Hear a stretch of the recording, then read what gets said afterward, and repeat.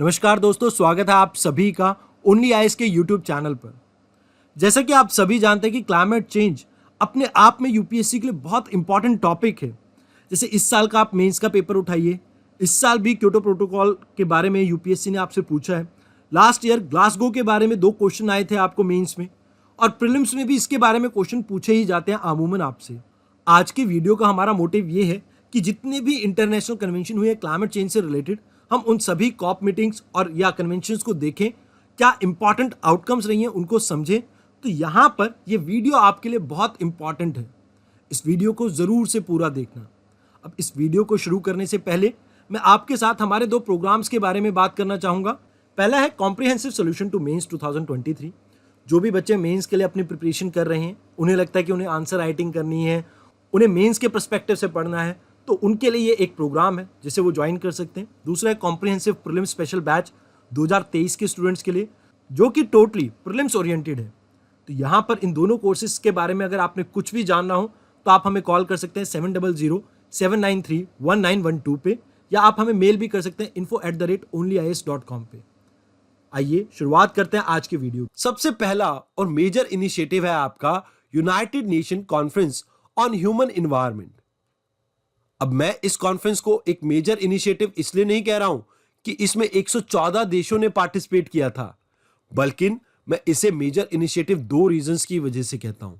Number 1, ये पहली बार ऐसा हुआ था कि हम इंटरनेशनल लेवल पे एनवायरनमेंट रिलेटेड इश्यूज को डिस्कस कर रहे थे। अगर दूसरी बात की जाए, यहां पर हम बात कर रहे हैं 1970 के दशक की, और इस टाइम पे आपकी जो कोल्ड वॉर है वो अपनी प्राइम पे थी, यानी पीक पे थी, जिसकी वजह से इस कॉन्फ्रेंस को कंडक्ट करवाना अपने आप में एक बड़ी अचीवमेंट है।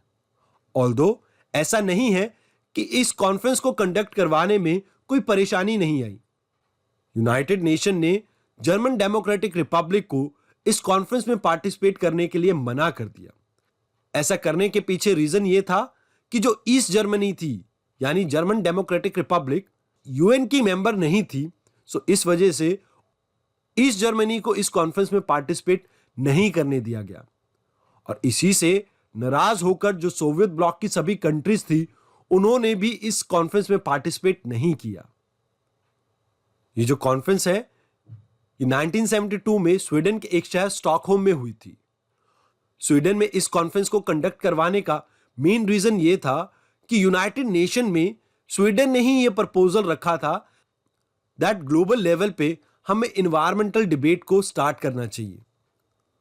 इसी वजह से यूनाइटेड नेशन ने जून 5 से लेके 16 तक स्वीडन के शहर स्टॉकहोम में इस कॉन्फ्रेंस को कंडक्ट करवाया था, जिस वजह से आगे चलकर इस कॉन्फ्रेंस का नाम स्टॉकहोम कॉन्फ्रेंस भी पड़ता है।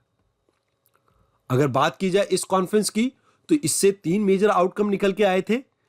पहली मेजर आउटकम थी, इससे लगभग 109 रिकमेंडेशन निकल के आए थे, जिसे हम कह देते हैं framework for environmental action. Although ये रिकमेंडेशन सिर्फ एनवायरमेंट से रिलेटेड नहीं थे, यहां पर focus human settlement, natural resource management, pollution, development, international organisation और education and social aspect of environment पे भी किया गया है। दैट्स व्हाई यहां पर मैं ये कंक्लूड करूंगा कि ये एनवायरमेंट के सभी एस्पेक्ट को कवर करने की कोशिश करती है। इसके बाद आप देखते हैं वर्ल्ड लेवल पे और नेशनल लेवल पे एनवायरमेंटल लॉ की फॉर्मेशन। इसके लिए मैं आपको 2 एग्जांपल देना चाहूंगा। इस कॉन्फ्रेंस की जो फाइनल डिक्लेरेशन थी, यानी स्टॉकहोम डिक्लेरेशन, उसमें लगभग 26 प्रिंसिपल थे आपके एनवायरमेंट से रिलेटेड, और आगे चलकर यही प्रिंसिपल मेजर कन्वेंशन के लिए फाउंडेशन फॉर्म करते हैं। उसके अलावा बात की जाए नेशनल लेवल की, तो आपको ध्यान यह देना है कि 1972 में श्रीमती इंदिरा गांधी जी हमारी प्राइम मिनिस्टर थी, और इसी दौरान आप 2 चीजें देखते हैं। 1974 में आता है हमारा वाटर एक्ट, जो डील करता है आपके वाटर पोल्यूशन से। इसके अलावा इस एक्ट के अंडर 2 इंपॉर्टेंट बॉडीज फॉर्म की जाती है, एक है सीपीसीबी, दूसरी है एसपीसीबी, यानी कि central pollution control board and state pollution control board. अब ये दोनों ही बोर्ड सेंटर और स्टेट गवर्नमेंट को एडवाइस करते हैं इन एनवायरमेंटल रिलेटेड इश्यूज। दूसरा मेजर स्टेप था introduction of 42nd constitutional amendment act. ये कॉन्स्टिट्यूशनल अमेंडमेंट एक्ट इसलिए इंपॉर्टेंट हो जाता है क्योंकि इससे वर्ल्ड में पहली बार किसी कॉन्स्टिट्यूशन में एनवायरमेंट को भी इंक्लूड किया गया था। यहां पर इंडियन कॉन्स्टिट्यूशन के पार्ट 4 और पार्ट 4A में हमने एनवायरमेंट को जगह दी थी। ये दोनों पार्ट डील करते हैं डीपीएसपी और फंडामेंटल ड्यूटीज से। उसके अलावा तीसरी मेजर आउटकम थी फॉर्मेशन ऑफ यूएनईपी। इस ऑर्गेनाइजेशन का मेजर काम यह था कि जितने भी ग्लोबल एफर्ट्स लिए जा रहे हैं फॉर सस्टेनेबल डेवलपमेंट और एनवायरमेंट सेफगार्ड के लिए, इन सभी के बीच में कोऑर्डिनेशन एस्टैब्लिश करना। इस कॉन्फ्रेंस की जो हमने पहली आउटकम डिस्कस की थी, जिसमें हमने बात की थी 109 रिकमेंडेशंस की, तो आगे चलकर इसे कहा जाता है स्टॉकहोम डिक्लेरेशन। यहां पर मेजर फोकस किया गया है उन एनवायरमेंटल इश्यूज पे जो इंटरनेशनली इंपॉर्टेंट है, खासकर natural resource management, pollution prevention, साथ के साथ relationship between environment and development. कई बार स्टॉकहोम डिक्लेरेशन को हम डिक्लेरेशन ऑन ह्यूमन एनवायरनमेंट भी बोल देते हैं। तो ये सभी इंफॉर्मेशन आपके लिए बहुत इंपॉर्टेंट है about Stockholm conference. Now let us try to understand UNEP. जैसा कि हमने अभी समझा कि ये स्टॉकहोम कॉन्फ्रेंस की एक आउटकम थी। ये दिसंबर 1972 में फॉर्म की गई थी। जैसा कि नाम बताता है, ये यूनाइटेड नेशन की एक एजेंसी है जो कोऑर्डिनेट करती है यूनाइटेड नेशन की सभी इन्वायरमेंटल एक्टिविटीज को। इसको रिस्पॉन्सिबिलिटी ये भी दी गई है कि जो भी इन्वायरमेंट से रिलेटेड प्रॉब्लम्स हो उनको ये सभी एजेंसीज के साथ डिस्कस कर सकती है। ये जो यूनाइटेड नेशन इन्वायरमेंट है, ये कवर करती है बहुत डाइवर्स और वाइड रेंज ऑफ इश्यूज को, खासकर इन्वायरमेंट, मरीन और टेरेस्ट्रियल इकोसिस्टम से रिलेटेड। और उसके अलावा ये इन्वायरमेंट के पॉलिटिकल एंगल यानी कि इन्वायरमेंटल गवर्नेंस को डील करती है, और साथ के साथ इन्वायरमेंट के इकोनॉमिक एंगल यानी ग्रीन इकोनॉमी से भी डील करती है। अगर बात की जाए इस यूएनईपी की, तो आगे चलकर 1988 में इसने वर्ल्ड मेट्रोलॉजिकल ऑर्गेनाइजेशन के साथ मिलकर फॉर्म की आईपीसीसी यानी inter governmental panel on climate change, जिसे हम आगे डिस्कस करेंगे। उसके अलावा जो ग्लोबल एनवायरनमेंट फैसिलिटी है या मल्टीलेटरल फंड है, जो हमने मॉन्ट्रियल प्रोटोकॉल के अंडर फॉर्म किया था, इन दोनों की इंप्लीमेंटेशन के लिए ये one of the principal agency है। ऑल्दो इसके अलावा और बहुत सी एजेंसी इसमें पार्टिसिपेट करती है, बट उनमें से एक ये भी है, ये आपको याद रखना चाहिए। कभी भी आपको ये फैक्ट प्रीलिम्स में पूछा जा सकता है। ये जो यूएनईपी है, रिसेंट टाइम में इसने बहुत से प्रोटोकॉल और कन्वेंशन को सक्सेसफुली इंप्लीमेंट किया है। बात की जाए जैसे मॉन्ट्रियल प्रोटोकॉल जो 1987 में ओजोन की डिप्लीशन के लिए आया था, इस प्रोटोकॉल के सक्सेसफुल इंप्लीमेंटेशन में यूएनईपी का एक मेजर रोल है। इस मॉन्ट्रियल प्रोटोकॉल के अलावा 2012 का मिनामाटा कन्वेंशन जो डील करता है टॉक्सिक मर्करी से, जो इंट्रूड करती है आपकी फूड चेन में, इसको सक्सेसफुली इंप्लीमेंट करने में यूएनईपी का एक मेजर रोल रहा है। Now let us try to understand intergovernmental panel on climate change, जिसे फॉर्म किया था वर्ल्ड मेट्रोलॉजिकल ऑर्गेनाइजेशन और यूएन एनवायरनमेंट ने 1988 में। ये एक principal scientific intergovernmental body है जो यूनाइटेड नेशन के अंडर वर्क करती है। ये अपनी वेरियस असेसमेंट रिपोर्ट से सपोर्ट करती है हमारे क्लाइमेट चेंज के एफर्ट में, specially United Nation framework convention on climate change में। आईपीसीसी की ये रिपोर्ट्स जो ह्यूमन इंड्यूस्ड क्लाइमेट चेंज है उनके रिस्क को हाईलाइट करता है, साथ के साथ ये इनसे होने वाले पोटेंशियल इंपैक्ट को भी हाईलाइट करता है, और ये हमें ऑप्शन बताता है how we can adapt to the climate change and how we can mitigate the climate change. यहां पर आपको समझना चाहिए कि अडेप्टेशन और मिटिगेशन में क्या फर्क है। देखिए, जब हम क्लाइमेट चेंज को रोकने की कोशिश करते हैं, दैट इज मिटिगेशन। मतलब हम कहीं ना कहीं यहां पर कोशिश करते हैं कि ये क्लाइमेट चेंज ना हो। वेयर एज जब ये क्लाइमेट चेंज एक रियलिटी बन जाता है, यानी एक्चुअल में क्लाइमेट चेंज हो चुका है, अब उस सिचुएशन में हम कैसे अपने आप को ढालें, दैट इज अडेप्टेशन। तो ये एक बेसिक डिफरेंस है between adaptation and mitigation that you have to remember. उसके अलावा ये जो आईपीसीसी अपनी रिपोर्ट बनाता है, ये इसकी कोई ओरिजिनल रिपोर्ट्स नहीं है। यहां पर ये वेरियस साइंटिस्ट, जर्नल्स, यूनिवर्सिटीज इनकी रिपोर्ट को एक जगह इकट्ठा करता है और अपने अकॉर्डिंगली इन्हें रीडिजाइन करके वर्ल्ड लेवल पे प्रेजेंट करता है। अपने इसी एफर्ट्स के कारण आईपीसीसी को नोबेल पीस प्राइज मिला था 2007 में। उसके अलावा अगर बात करें इसकी असेसमेंट रिपोर्ट की, आईपीसीसी 2 टाइप की रिपोर्ट्स देती है। एक होती है स्पेशल रिपोर्ट, एक होती है कॉम्प्रिहेंसिव असेसमेंट रिपोर्ट। अब ये स्पेशल रिपोर्ट तो कभी कभार आएगी, वेयरएज ये जो कॉम्प्रिहेंसिव असेसमेंट रिपोर्ट है ये रेगुलर इंटरवल्स पे आती है। ये रिपोर्ट क्लाइमेट चेंज से रिलेटेड साइंटिफिक, टेक्निकल और सोशो इकोनॉमिक इंफॉर्मेशन देती है। साथ के साथ हमें इनसे होने वाले पोटेंशियल इंपैक्ट के बारे में भी बताती है। रिसेंटली आईपीसीसी ने अपनी 6th असेसमेंट रिपोर्ट पब्लिश की थी। इस रिपोर्ट में इन्होंने क्लाइमेट चेंज के फिजिकल साइंस को समझने की कोशिश की थी और इसके लिए इन्होंने पास्ट में जो क्लाइमेट रहा है, अभी जो क्लाइमेट है और फ्यूचर में जो क्लाइमेट होगा, इन तीनों सिनेरियो को अच्छे से इवेलुएट करा है इस रिपोर्ट में। साथ के साथ इन्होंने फोकस किया है ह्यूमन कॉज्ड एमिशंस पे, जिसकी वजह से इस प्लैनेट की दशा और दिशा दोनों बदल रहे हैं। इससे क्या इंपैक्ट होगा हमारे कलेक्टिव फ्यूचर पे, इसे भी इस रिपोर्ट में दर्शाया गया है। बात की जाए major highlight of 6th assessment report, जो ये एक्सट्रीम वेदर क्लाइमेट है, ये आने वाले सालों में और ज्यादा सीवियर और फ्रीक्वेंट होने वाला है। ऐसा मैं इसलिए कह रहा हूं क्योंकि इस रिपोर्ट के अकॉर्डिंग हम ऑलरेडी बहुत क्लोज हैं 1.5 डिग्री टेम्परेचर राइज के। अगर हम इसी पेस पे कंटिन्यू करते रहे, आने वाले दशक तक हम लगभग 5 डिग्री सेल्सियस तक टेम्परेचर बढ़ा देंगे, और जिसकी वजह से ये जो आपके एक्सट्रीम वेदर इवेंट है ये और ज्यादा कॉमन होने वाले हैं। उसके अलावा इस रिपोर्ट में ये भी कहा जाता है कि जो ये कार्बन डाइऑक्साइड है ये सबसे डोमिनेटिंग ग्रीन हाउस गैस है, क्योंकि बाकी सभी गैसेस की कंसंट्रेशन कार्बन डाइऑक्साइड से बहुत कम है। इस वजह से कार्बन डाइऑक्साइड एक मेजर ग्रीन हाउस गैस कहलाती है।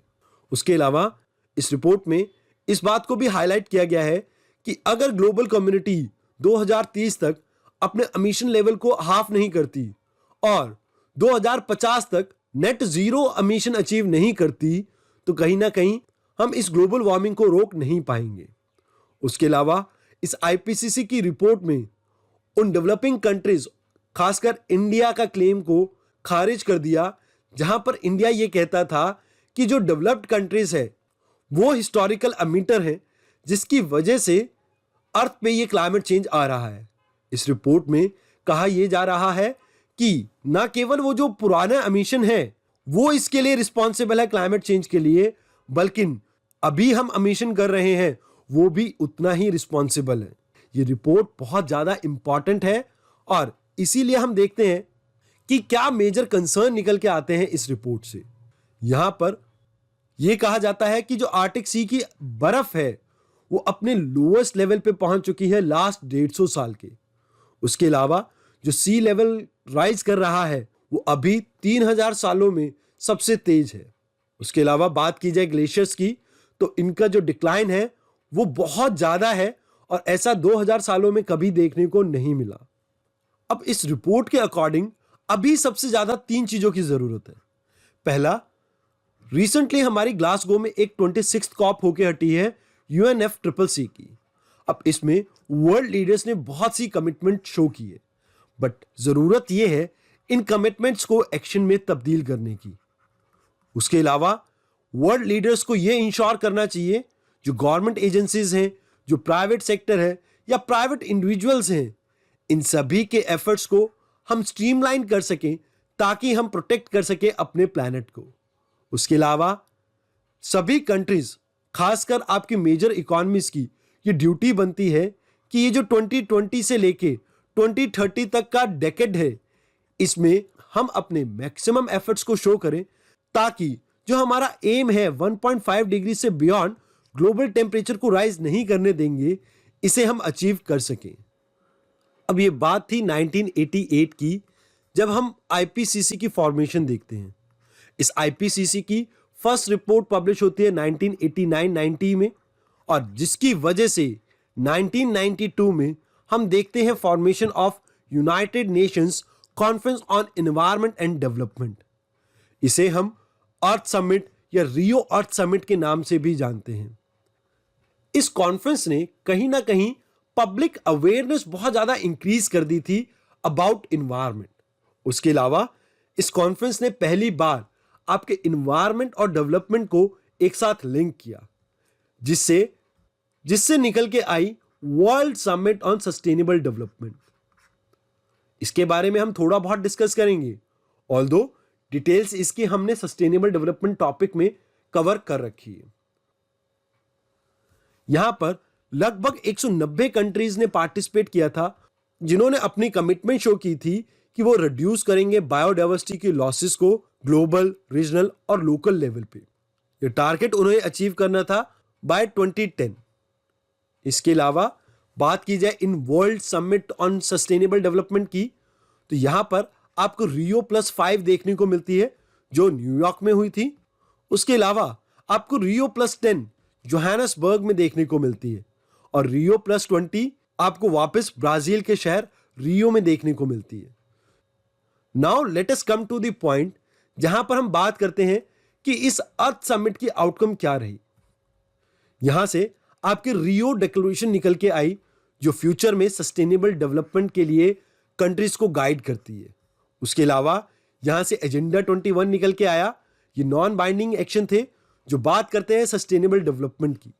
उसके अलावा फॉरेस्ट प्रिंसिपल निकल के आया।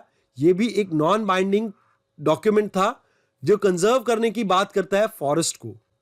आगे चलकर इसी से निकल के आया बायोडाइवर्सिटी एंड एचई टारगेट। यहां पर 3 लैंडमार्क एग्रीमेंट स्टार्ट होते हैं। पहला होता है आपका कन्वेंशन ऑन बायोडाइवर्सिटी, जिसे हम बायोडाइवर्सिटी टॉपिक में कवर कर चुके हैं, और सेकंड है हमारा United Nation convention to combat desertification. ये हमने डेजर्टिफिकेशन टॉपिक के अंडर कवर कर लिया है। ये दोनों ही कन्वेंशन लीगली बाइंडिंग है।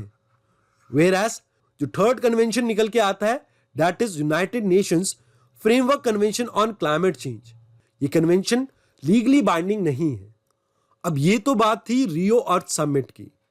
अब इस समिट के शुरू होने से पहले हमने एक फैसिलिटी स्टार्ट की, that is global environment facility. ये एक तरह का फंड है जो एनवायरनमेंट पे फोकस करता है। ये लोकेटेड है वॉशिंगटन, यूनाइटेड स्टेट में।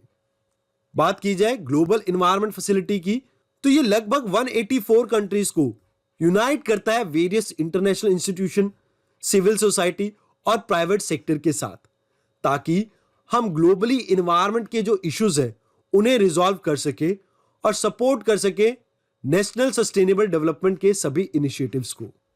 जैसा कि हमने जाना कि UNEP one of the implementing agency है इसकी, तो यहां पर आपको यह याद रखना है, यह एक इंडिपेंडेंट ऑपरेटिंग फाइनेंशियल ऑर्गेनाइजेशन है जो यूएन के एम्बिट में नहीं आती, और यहां पर ये ग्रांट करते हैं पैसे उन प्रोजेक्ट्स को जो डील करते हैं biodiversity, climate change, international water, land degradation, ozone layer और पीओपीज जैसे पोल्यूटेंट से। ग्लोबल एनवायरनमेंट फैसिलिटी प्रोवाइड करता है एक फाइनेंशियल मैकेनिज्म जिससे हम सपोर्ट करते हैं 5 मेजर कन्वेंशंस को, जैसे मिनामाटा कन्वेंशन जो टॉक्सिक मर्करी से डील करता है, स्टॉकहोम कन्वेंशन जो परसिस्टेंट ऑर्गेनिक मैटर से डील करता है, उसके अलावा कन्वेंशन ऑन बायोडाइवर्सिटी को भी ये सपोर्ट करता है, और साथ के साथ कन्वेंशन ऑन कॉम्बैटिंग डेजर्टिफिकेशन को भी ये सपोर्ट करता है।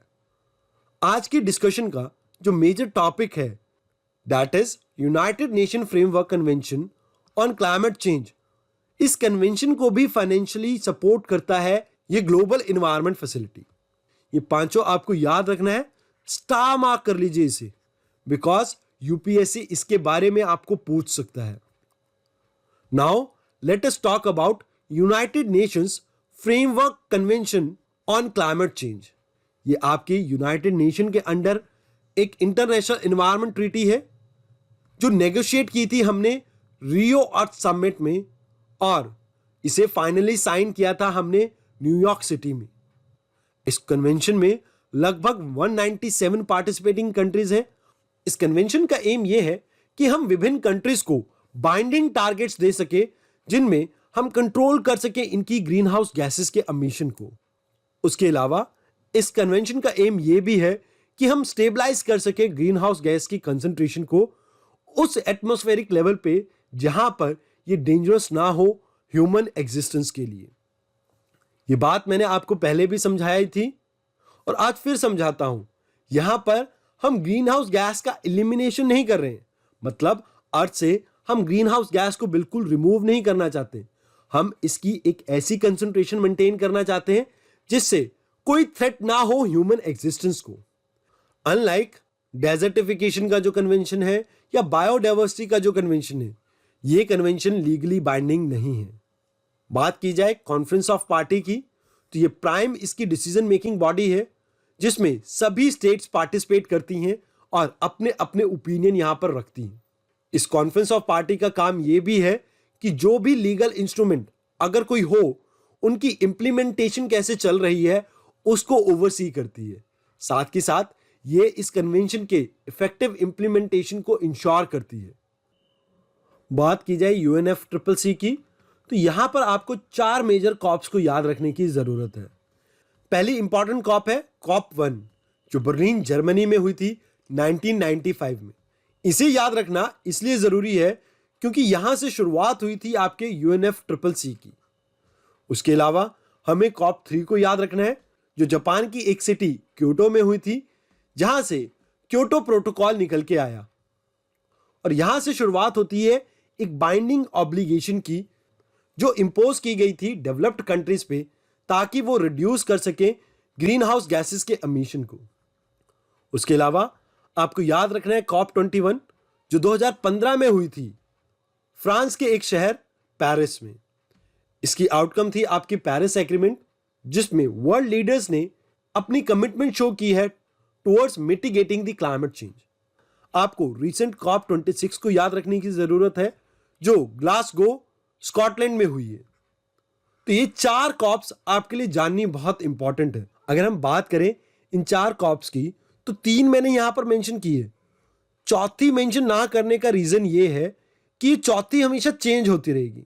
अगर आप अटेम्प्ट दे रहे हैं 2023 में, तो उसके लिए आपका कॉप 27 इंपॉर्टेंट हो जाएगा। तो दैट्स व्हाई यहां पर मैंने 4th कॉप को मेंशन नहीं किया। ऑल्दो मेरे अकॉर्डिंग सिर्फ ये 4 कॉप्स ही इंपॉर्टेंट होते हैं, बट फिर भी हम यूपीएससी के ऊपर भरोसा तो नहीं कर सकते। इस वजह से आइए एक बार इन सभी कॉप्स के वेन्यूज को हम देख लेते हैं। बात की जाए कॉप 1 जो 1995 में हुआ था, ये बर्लिन में हुआ था जो कि जर्मनी का एक शहर है, और यहां से निकल के आया था आपका बर्लिन मैंडेट। इसके बाद 96 का कॉप 2 जिनीवा स्विट्जरलैंड में हुआ था। 97 का कॉप 3 क्योटो जापान में हुआ था, जहां से निकल के आया आपका क्योटो प्रोटोकॉल। उसके बाद कॉप 4 आपके अर्जेंटीना के शहर ब्यूनस आयर्स में हुआ था। कॉप 5 बॉन जर्मनी में। कॉप 6 हेग नीदरलैंड में। कॉप 7 मार्केश मोरक्को में। कॉप 8 ये बहुत इंपॉर्टेंट है, स्टार मार्क कर सकते हैं क्योंकि ये इकलौता ऐसा कॉप है जो इंडिया में हुआ था और इससे निकल के आया था न्यू दिल्ली डिक्लेरेशन। उसके बाद कॉप 9 मिलान इटली में। कॉप 10 ब्यूनस आयर्स अर्जेंटीना में एक बार फिर से। अब ऐसे छोटे मोटे फैक्ट्स आपको स्टेट सर्विसेज में काम आ सकते हैं कि अर्जेंटीना ने 2 बार एक ही शहर में आपकी कॉप मीटिंग करवाई है। सो ऐसे छोटे फैक्ट्स को आप अलग से लिख सकते हैं ताकि आपके स्टेट सर्विसेज में ये हेल्प कर सके। इसके बाद कॉप 11 में एक मेजर आउटकम आती है जो कि आपकी मॉन्ट्रियल कनाडा में हुई थी। यहां पर आपका जो क्योटो प्रोटोकॉल था वो फोर्स में आता है। उसके बाद नेक्स्ट कॉप यानी कॉप 12 नैरोबी केनिया में हुआ था। COP 13 Bali Indonesia. COP 14 Poznan Poland में। COP 15 Copenhagen Denmark. COP 16 Cancun Mexico. COP 17 Durban South Africa, COP 18 Doha Qatar, COP 19 Warsaw Poland, COP 20 Lima Peru में हुई थी, कॉप 21 पेरिस फ्रांस में हुई थी। ये बहुत इंपॉर्टेंट है क्योंकि इससे निकल के आता है पेरिस एग्रीमेंट। ये पेरिस एग्रीमेंट रिसेंट टाइम में बहुत न्यूज में है। उसके अलावा कॉप 16 मार्केश मोरक्को, कॉप 23 बॉन जर्मनी में हुई है। उसके अलावा कैटोविश जो पोलैंड में लोकेटेड है, यहां पर आपकी कॉप 24 हुई थी और कॉप 25 हुई थी स्पेन के शहर मैड्रिड में। इसके बाद 2020 में आपकी कॉप 26 होनी थी, बट ये हो नहीं पाई बिकॉज ऑफ कोविड। और इसकी वजह से रिसेंटली आप देखते हैं 2021 में कॉप 26 स्कॉटलैंड के शहर ग्लासगो में। यहां तक तो बात हुई कॉप 26 की। अब बात करते हैं कॉप 27 की। अब इसकी भी सिटी आपको पता होनी चाहिए। तो यहां पर आपको याद रखना है कि ये इजिप्ट के एक शहर शर्म अल शेख में हो रही है। अब डिस्कस करते हैं सभी कॉप्स के कुछ मेजर आउटकम्स को। पहले कॉप से निकल के आता है आपका बर्लिन मैंडेट। ये कॉप 1995 में जर्मनी के एक शहर बर्लिन में हुआ था। अब आपको यहां पर यह याद रखने की जरूरत है, अभी तक UNFCCC एक वॉलंटरी नेचर का एग्रीमेंट था, बट इस बर्लिन मैंडेट में इस बात पे जोर दिया जाता है कि इस क्लाइमेट चेंज के जो भी एक्शंस हैं इन्हें आप लीगली बाइंडिंग कर दीजिए। वॉलंटरी नेचर के होने के कारण लोग इस कन्वेंशन को सीरियसली नहीं ले रहे थे, जिसकी वजह से क्लाइमेट चेंज से रिलेटेड एफर्ट्स में बहुत ज्यादा कमी देखने को मिल रही थी। इसके बाद आता है आपका कॉप 2। यहां पर फिर से एक बार एम्फसाइज किया जाता है कि सभी टारगेट को आप लीगली बाइंडिंग करें। यह आपका कॉप हुआ था जिनीवा स्विट्जरलैंड में 1996 में। बात की जाए कॉप 3 की, तो यह कॉप 3 क्योटो जापान में हुआ था और इससे निकल के आता है आपका क्योटो प्रोटोकॉल। इस क्योटो प्रोटोकॉल को इंडिया ने रेटिफाई किया था इन 2002। ये आपकी इकलौती ऐसी ग्लोबल ट्रीटी है जिसमें हमने ग्रीन हाउस गैसेस के एमिशन लेवल को लीगली बाइंड किया था। मतलब कंट्रीज के ऊपर इंपोज किया गया था कि आप इससे ज्यादा ग्रीन हाउस गैसेस का एमिशन नहीं कर सकते। अब ये जो आपका कन्वेंशन है ये फोर्स में आता है फेब 2005 में और करंटली लगभग 122 पार्टीज ऐसी हैं जो इस कन्वेंशन का पार्ट है। अब यहां पर कुछ इंपॉर्टेंट चीजें आपको याद रखनी है। यूएसए ने ऑल्दो पार्टिसिपेट किया था इस क्योटो प्रोटोकॉल में, बट यूएसए ने कभी भी इस क्योटो प्रोटोकॉल को रेटिफाई नहीं किया था। अब कहीं ना कहीं ये इस क्योटो प्रोटोकॉल का मेजर फेलियर है, because USA one of the largest green house gas emitter है या कार्बन डाइऑक्साइड एमिटर है ग्लोब का। उसका इस क्योटो प्रोटोकॉल में पार्टिसिपेट ना करना कहीं ना कहीं इस क्योटो प्रोटोकॉल की फेलियर को दर्शाता है। उसके अलावा जब सेकेंड फेज चला था क्योटो प्रोटोकॉल का, तो कनाडा ने इससे विड्रॉ कर लिया था। इस क्योटो प्रोटोकॉल का एम यह है कि हम फाइट करेंगे against global warming and reduce करेंगे हम ग्रीन हाउस गैसेस के एमिशन को। यहां पर हम ग्रीन हाउस गैसेस को एलिमिनेट करने की बात नहीं कर रहे हैं, हम इन ग्रीन हाउस गैसेस को उस लेवल पे मेंटेन करने की बात कर रहे हैं जहां पर ये डेंजरस ना हो आपके क्लाइमेट सिस्टम के लिए। फर्दर इस क्योटो प्रोटोकॉल का एक एम यह भी था कि हम ग्रीन हाउस गैस की एमिशन 5% से कम कर देंगे एज कंपेयर टू 1990 के लेवल से। इसे हमें अचीव करना है बाय 2012। ये जो आपका क्योटो प्रोटोकॉल है ये बेस्ड है आपके कॉमन बट डिफरेंशियल रिस्पॉन्सिबिलिटी पे। ये common but differential responsibility word हम बहुत बारी सुन चुके हैं, तो आइए समझते हैं कि यहां पर इसका मतलब क्या है। इसमें वर्ल्ड को दो हिस्सों में डिवाइड किया गया है, एक हिस्टोरिकल एमिटर और एक रीसेंट एमिटर। अब देखिए जो हिस्टोरिकल एमिटर्स हैं ये वो कंट्रीज हैं जिन्होंने अपने डेवलपमेंट के टाइम पे अर्थ को बहुत ज्यादा पल्यूट और बहुत ज्यादा ग्रीन हाउस गैसेस को एमिट किया। यहां पर हम इंक्लूड करते हैं यूएसए, फ्रांस, यूके, जर्मनी जैसी कंट्रीज को। उसके अलावा जो रीसेंट एमिटर्स हैं इनमें हम इंक्लूड करते हैं उन डेवलपिंग कंट्रीज को जिनमें 1950 के बाद से डेवलपमेंट का फेज आया है। अब यहां पर कॉमन रिस्पॉन्सिबिलिटी है इन डेवलप्ड और डेवलपिंग कंट्रीज की कि इन्हें फाइट करना है क्लाइमेट के against, whereas differentiated responsibility के अंडर जो आपके हिस्टोरिकल पॉल्यूटर्स हैं या हिस्टोरिकल अमीटर्स हैं, इनके ऊपर ज्यादा रिस्पॉन्सिबिलिटी है इस क्लाइमेट चेंज को रोकने के लिए। तो यहां पर ज्यादा फोकस किया जा रहा है इन डेवलप्ड कंट्रीज के ऊपर, क्योंकि इन्होंने हिस्टोरिकली इन ग्रीन हाउस गैस को इमिट किया है और जिसकी वजह से आज हम करंट लेवल पे देख पा रहे हैं इन ग्रीन हाउस गैसेस को। इस क्योटो प्रोटोकॉल के अंडर आपकी जो डेवलप्ड कंट्रीज हैं उनको कहीं ना कहीं लीगली बाइंडिंग लिमिट्स दी गई हैं और साथ ही साथ उनको ये रिस्पॉन्सिबिलिटी दी गई है कि वो फंड्स प्रोवाइड करें इन डेवलपिंग कंट्रीज को और लीस्ट डेवलपिंग कंट्रीज को, ताकि ये भी अपनी ग्रीन हाउस गैस के एमिशन को रोक सके। उसके अलावा इन डेवलपिंग और लीस्ट डेवलप्ड कंट्रीज को ये कहा गया है कि according to their respective capacity आप भी कोशिश कीजिए कि आप इन ग्रीन हाउस गैस के एमिशन को रोक सके, बट इनके ऊपर कोई भी बाइंडिंग टारगेट नहीं है। आगे चलकर यही रीजन बनेगा आपके ग्लोबल ब्लॉकेज का।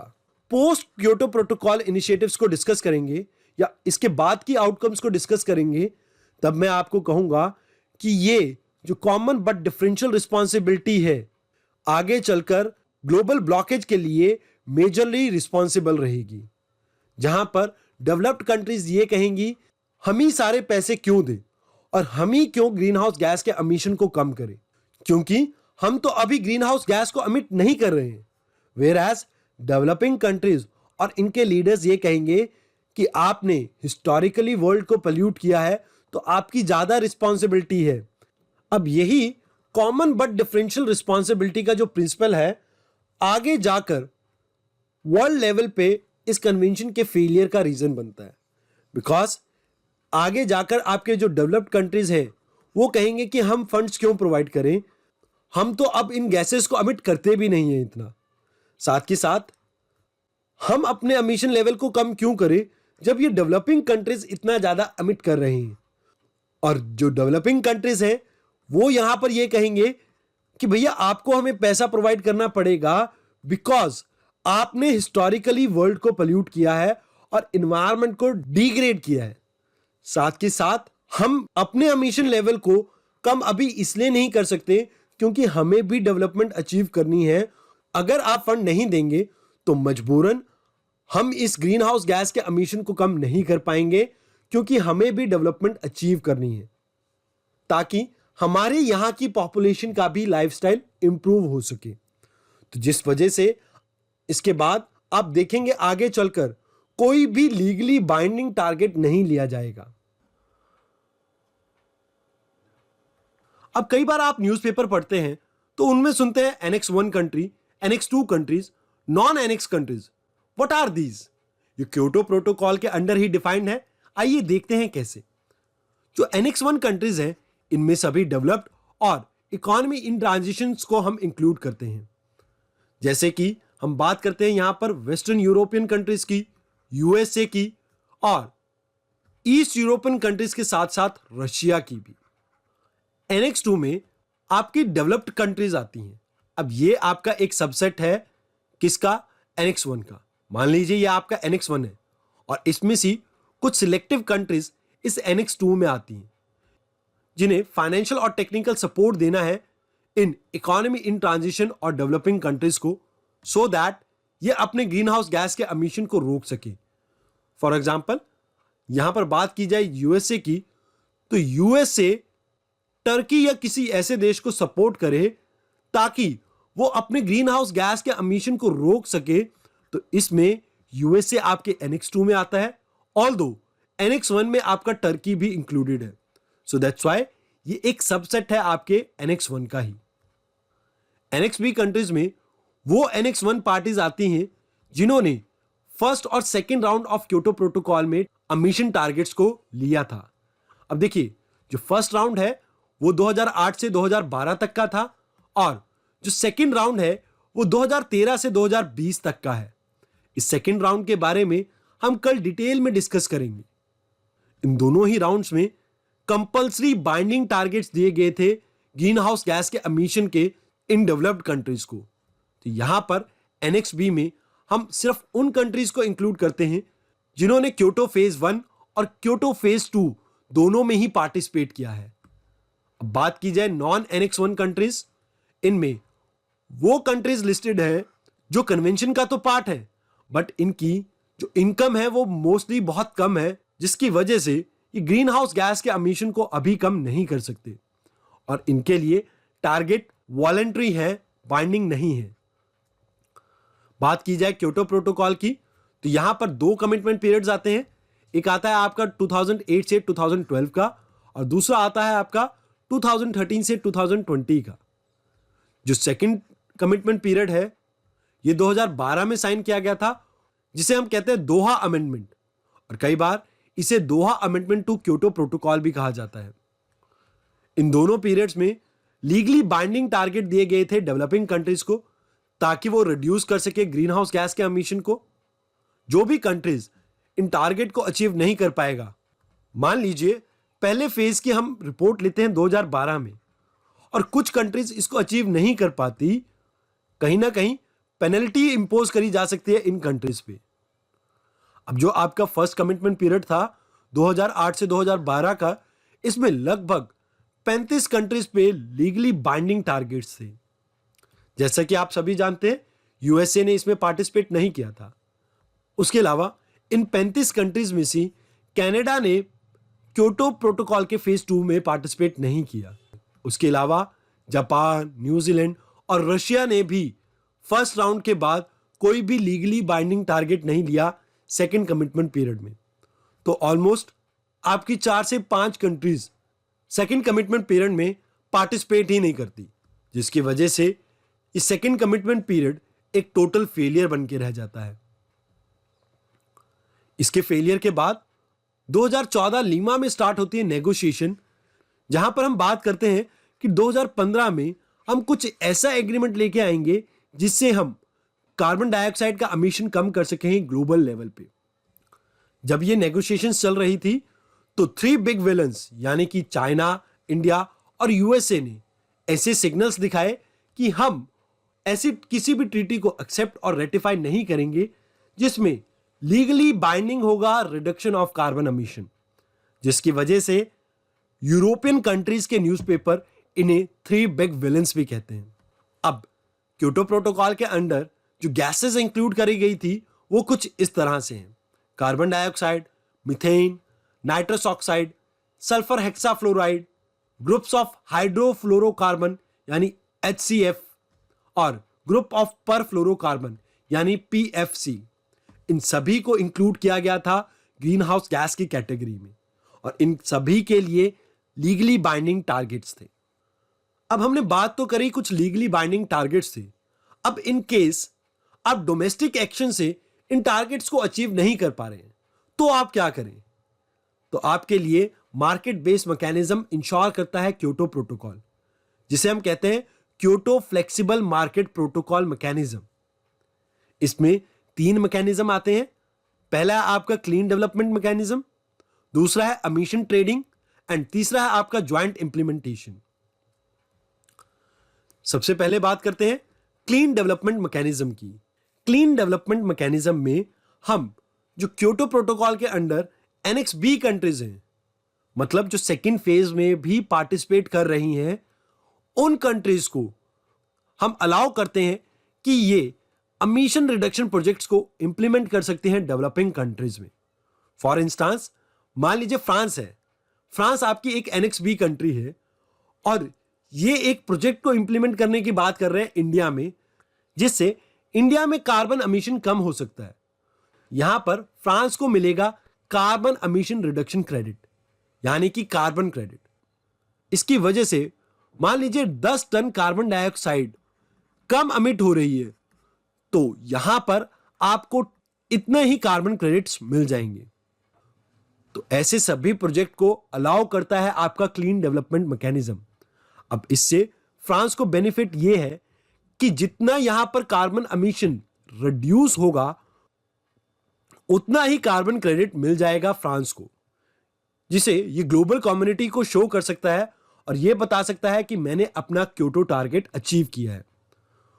यहां पर जो हम कार्बन क्रेडिट की बात कर रहे हैं, ये एक कार्बन क्रेडिट ये इक्विवेलेंट है 1 टन कार्बन डाइऑक्साइड एमिशन के। अगर आपको अभी भी समझ नहीं आया है तो इसके लिए मैं आपको एक एग्जांपल और दूंगा। मान लीजिए एक डेवलप्ड कंट्री है और इसे क्योटो प्रोटोकॉल के अंडर 100 कार्बन यूनिट की लिमिट मिली हुई है। बिकॉज ऑफ सम नेग्लिजेंस इस कंट्री ने यूटिलाइज कर लिए हैं 120 कार्बन क्रेडिट।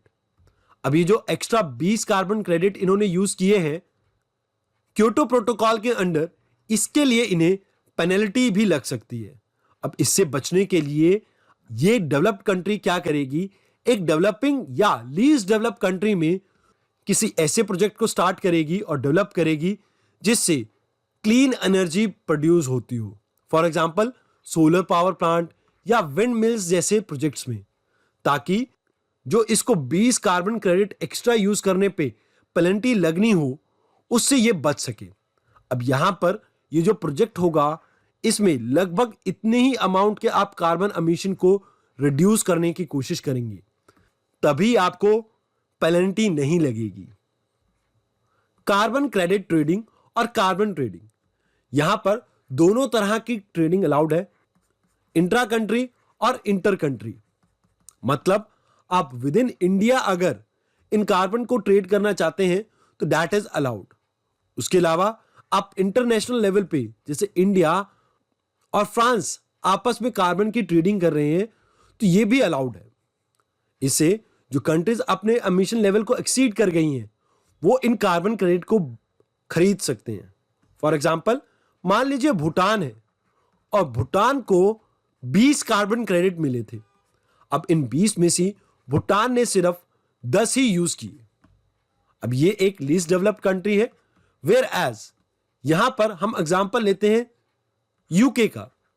यूके की लिमिट थी 100 कार्बन क्रेडिट की और इसने एक्सीड कर दी अपनी लिमिट बाय 10 कार्बन क्रेडिट, तो इन्होंने 110 कार्बन क्रेडिट को यूज किया।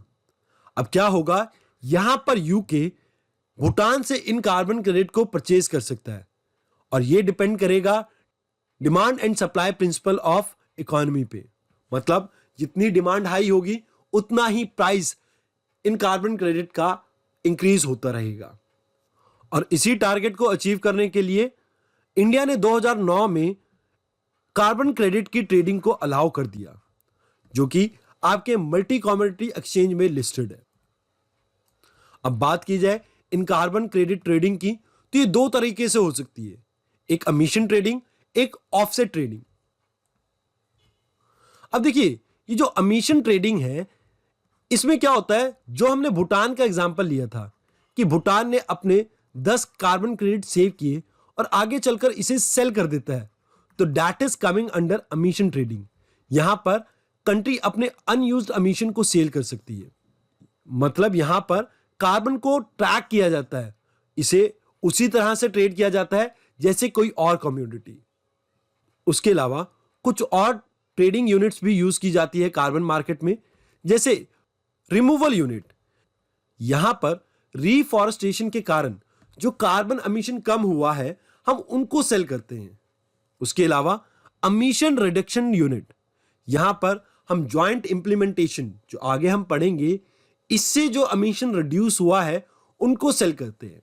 उसके अलावा सर्टिफाइड एमिशन रिडक्शन, यहां पर हम क्लीन डेवलपमेंट मैकेनिज्म में जो भी प्रोजेक्ट स्टार्ट करते हैं उनकी ट्रेडिंग करते हैं। Next method is offset trading. मान लीजिए एक कंट्री है ए और एक कंट्री है बी। ये बी जो है ये डेवलपिंग कंट्री है या डेवलप्ड कंट्री है। ये ए एक प्रोजेक्ट स्टार्ट करती है इस बी कंट्री में, जिसकी वजह से इसे 50 कार्बन क्रेडिट मिलते हैं। ऑल्दो जो ये कंट्री ए है ये ऑलरेडी ही कम ग्रीन हाउस गैस एमिट करती थी, अब जिसकी वजह से इसके पास एक्सेसिव 50 कार्बन क्रेडिट है। अब ये इन 50 कार्बन क्रेडिट को बेच सकती है इंटरनेशनल मार्केट में और इसी को कहा जाता है ऑफसेट ट्रेडिंग। अगर आपको ऑफसेट ट्रेडिंग अभी भी समझ नहीं आई है तो इसके लिए मैं आपको एक एग्जांपल देता हूं। मान लीजिए इंडिया में हम एक थर्मल पावर प्लांट स्टार्ट करना चाहते हैं और इसकी कैपेसिटी है 800 मेगावाट की। इस 800 मेगावाट यूनिट को जनरेट करने के लिए हम लगभग 400 टन कार्बन एमिशन करते हैं। मान लीजिए एक कंट्री है जर्मनी। जर्मनी हमें कहती है कि आप इस प्रोजेक्ट को ना लगाइए, आप इसकी जगह पे सोलर या विंड एनर्जी के प्रोजेक्ट को स्टार्ट कीजिए और इसके लिए पैसे मैं दूंगा आपको। इससे जर्मनी को क्या फायदा होगा? ये जो 400 टन कार्बन एमिशन रिड्यूस किया है, इसका सारा क्रेडिट जाएगा जर्मनी को, मतलब कि 400 कार्बन क्रेडिट्स मिलेंगे जर्मनी को। अब मान लीजिए जर्मनी की कार्बन एमिशन लिमिट थी 100 यूनिट और ये ऑलरेडी अपनी 100 यूनिट को ही यूज करता है और इससे ज्यादा इसकी रिक्वायरमेंट नहीं है। अब ये जो 400 यूनिट एडिशनल इसके पास आई है, ये इनको सेल कर सकता है इंटरनेशनल मार्केट में और इसी को कहा जाता है ऑफसेट ट्रेडिंग। ज्वाइंट इंप्लीमेंटेशन, यहां पर जो आपकी एनएक्सबी कंट्री होती है, मान लीजिए एक एनएक्सबी कंट्री है आपकी फ्रांस और दूसरी है जर्मनी, तो ये फ्रांस अगर जर्मनी में आके किसी प्रोजेक्ट को स्टार्ट करता है या फाइनेंस करता है, इसे कहते हैं हम ज्वाइंट इंप्लीमेंटेशन। यहां से ये कंट्री अर्न करती है एमिशन रिडक्शन यूनिट्स को और इसे वो यूज कर सकती है एज ए कार्बन क्रेडिट। यहां पर समझने वाली बात यह है कि इसमें कोई भी प्रोजेक्ट आपकी डेवलपिंग या लीस्ट डेवलप कंट्रीज में नहीं लगेगा। यहां पर दो डेवलप्ड कंट्रीज आपस में ही प्रोजेक्ट को इंप्लीमेंट करती हैं। इसमें आप उन सभी चीजों को इंक्लूड कर सकते हैं जैसे फॉरेन डायरेक्ट इन्वेस्टमेंट या टेक्नोलॉजी ट्रांसफर को भी। तो that's it about Kyoto protocol. इसमें यही चीजें आपके लिए इंपॉर्टेंट थी। अब यहां तक जो भी आपका प्री क्योटो या आप ये कह सकते हैं कि क्योटो तक का जो इंपॉर्टेंट था वो सब कुछ हम कवर कर चुके हैं। अब बात करेंगे सेकंड फेज की। जैसे कि मैंने आपको स्टार्टिंग में भी बताया होगा, अगर नहीं बताया तो अभी बता रहा हूं। देखिए 3 फेजेस में हम क्लाइमेट चेंज एक्टिविटीज को डिवाइड करते हैं। एक क्योटो प्रोटोकॉल से पहले यानी प्री क्योटो, एक क्योटो प्रोटोकॉल के बाद यानी पोस्ट क्योटो और एक पेरिस एग्रीमेंट और उसके बाद। तो यहाँ पर ये 3 फेजेस के बारे में से पहले फेज के बारे में हम जान चुके हैं, यानी जहां तक हम क्योटो प्रोटोकॉल तक पहुंचे वहां तक हम समझ चुके हैं। अब हमारा फोकस रहेगा पोस्ट क्योटो, किस तरह से हमने डेवलपमेंट की, अब इसकी जैसे रूल बुक वगैरह कैसे बनी, कहाँ से क्या निकल के आया, वो सभी चीज़ों के बारे में जानेंगे अलग अलग कॉप्स में। Then eventually we will move towards the COP 21, जहाँ पर हमारी बात होगी अबाउट क्लाइमेट चेंज के पेरिस एग्रीमेंट के बारे में। तो वहाँ से वो चीज़ों के बारे में बात करेंगे। एंड आज के लेक्चर में लास्ट टॉपिक हमारा यही रहेगा अबाउट योर फंड्स वगैरह जो भी हैं। इसके बाद COP 26 को हम कल के लेक्चर में डिस्कस करेंगे फर्दर। इसके बाद हम देखेंगे इंडिया पर्सपेक्टिव जो हमारा डिटेल रहने वाला उसको भी। तो यहाँ पर आज के लेक्चर को फर्दर कंटिन्यू करते हैं और जानते हैं पोस्ट क्योटो प्रोटोकॉल एरा में क्या कुछ हुआ। ये फेज आपका स्टार्ट होता है 1998 से 2014 तक। इस टाइम पीरियड में बहुत सी इंपॉर्टेंट कॉप मीटिंग्स हुई हैं जिसे हम आज डिस्कस करेंगे। साथ के साथ हम समझेंगे उन कॉप्स मीटिंग की आउटकम्स को। तो आइए शुरुआत करते हैं। सबसे पहले बात करते हैं COP 4 की। जैसा कि आप सभी जानते हैं 1997 में आता है आपका क्योटो प्रोटोकॉल। अब ये जो क्योटो प्रोटोकॉल है ये एक ब्रॉड प्रिंसिपल है जो कहता है कि हमें ग्रीन हाउस गैस के एमिशन को कम करना है। बट ये एमिशन कैसे कम करना है और अगर कोई कंट्री इसे अचीव ना कर पाए तो उसके लिए क्या पेनल्टी होगी, ये इस क्योटो प्रोटोकॉल में नहीं मेंशन थी। जिस वजह से वर्ल्ड लीडर इकट्ठा होते हैं 1998 में, जिसे हम कहते हैं COP 4। ये अर्जेंटीना के शहर ब्यूनस एरिस में हुई थी। तो इसी वजह से यहां पर जो आउटकम आएगी उसको हम Buenos Aires plan of action कहेंगे। इस COP 4 में वर्ल्ड लीडर्स डिबेट करते हैं कि क्या रूल्स रहने चाहिए इस क्योटो प्रोटोकॉल को इंप्लीमेंट करने के लिए। क्योंकि वर्ल्ड लीडर्स में कोई सहमति नहीं बन पाती, इस वजह से ये रूल्स इस मीटिंग में फ्रेम नहीं हो पाते। बट इस मीटिंग से निकल के आता है आपका Buenos Aires plan of action.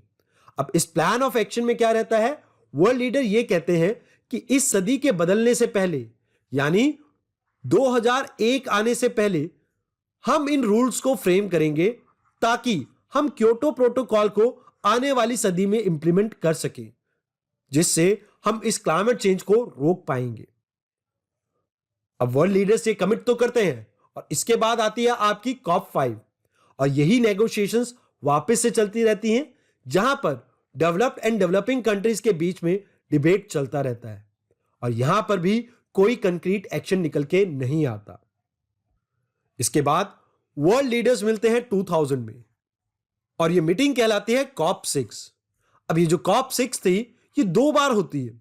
इसका जो पहला पार्ट होता है वो मेजरली फ्लॉप रहता है बिकॉज वर्ल्ड लीडर्स में अभी भी रूल्स को लेके कोई सहमति नहीं बनती। बट जो COP6 की सेकंड मीटिंग थी यानी सेकंड पार्ट, उसमें एक मेजर ब्रेक थ्रू आता है जहां पर वर्ल्ड लीडर्स एग्री करते हैं कुछ ऑपरेशनल रूल्स पे, जिससे कहीं ना कहीं क्योटो प्रोटोकॉल की इंप्लीमेंटेशन पे जो संशय था अब कम होने लगता है। अब आता है 2001 और 2001 में आती है आपकी COP7। ये COP7 हुई थी मार्केश में। मोरक्को का एक शहर है मार्केश। यहां पर क्योटो प्रोटोकॉल के फ्लेक्सिबल मैकेनिज्म पे वर्ल्ड लीडर्स एग्री करते हैं। जो फ्लेक्सिबल मैकेनिज्म होते हैं ये 3 टाइप के होते हैं। पहला ज्वाइंट इंप्लीमेंटेशन, दूसरा क्लीन डेवलपमेंट मैकेनिज्म, तीसरा एमिशन ट्रेडिंग। ये जो तीनों ही मैकेनिज्म है इसी को कह देते हैं मार्केश अकॉर्ड। तो आपको याद रखना है COP7 से निकल के आया था आपका मार्केश अकॉर्ड, जहां पर बात की गई थी फ्लेक्सिबल मैकेनिज्म की।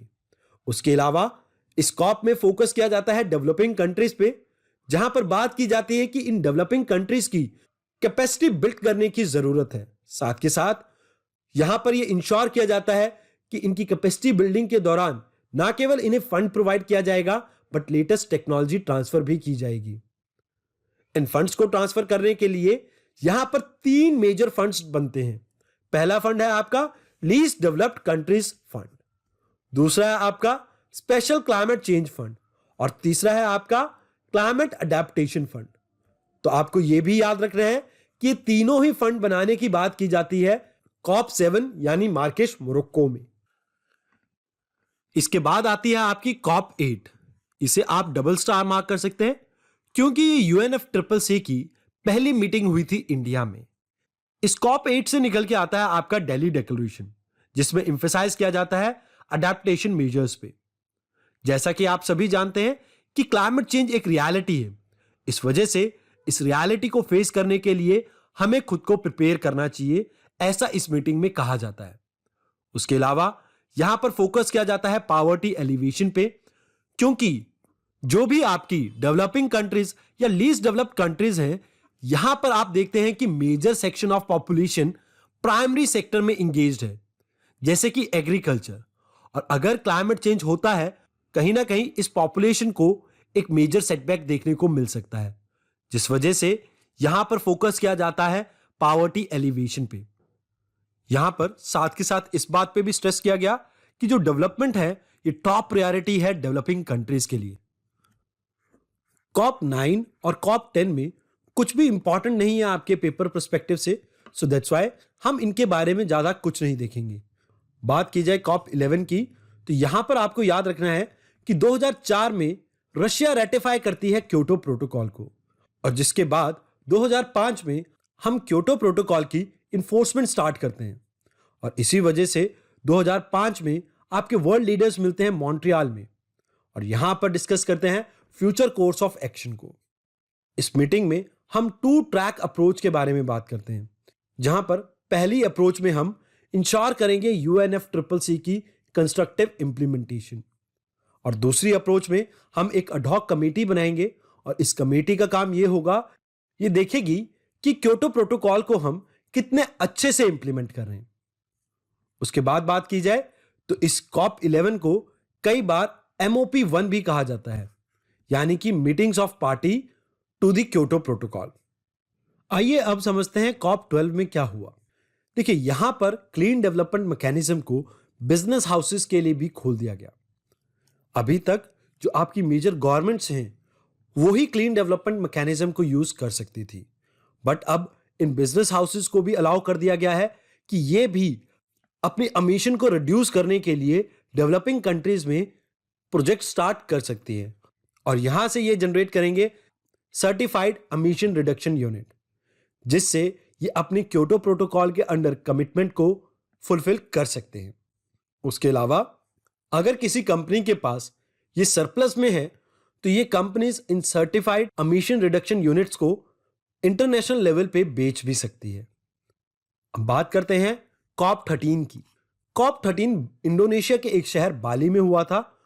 कॉप 13 से निकल के आता है आपका बाली रोड मैप या बाली एक्शन प्लान।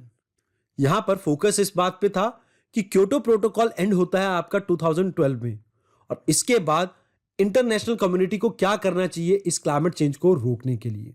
यहां पर 5 मेजर चीजों पे एम्फेसाइज किया गया। पहला है आपका शेयर्ड विजन, जो एक लॉन्ग टर्म विजन है जहां पर हम फोकस करते हैं क्लाइमेट चेंज को रोकने पे। उसके बाद दूसरा मेन पिलर था यहां पे मिटिगेशन, जहां पर हम कोशिश करते हैं उन आइडियाज और उन इनोवेशंस को प्रमोट करने की जिससे हम क्लाइमेट चेंज को मिटिगेट कर सकें। तीसरे में हम अडेप्टेशन के ऊपर फोकस करते हैं, और चौथे में हम टेक्नोलॉजी के बारे में बात करते हैं, जहां पर नई टेक्नोलॉजी डेवलप करने के साथ साथ हम फोकस करते हैं कि डेवलपिंग कंट्रीज को भी ये टेक्नोलॉजी प्रोवाइड की जाएगी। उसके अलावा पांचवा सबसे इंपॉर्टेंट पिलर है फाइनेंसिंग, जहां पर हम बात करते हैं कि कैसे और कहां से हम ये पैसा लेके आएंगे जिसे हम मिटिगेशन, अडेप्टेशन और टेक्नोलॉजी पे इन्वेस्ट कर सकेंगे।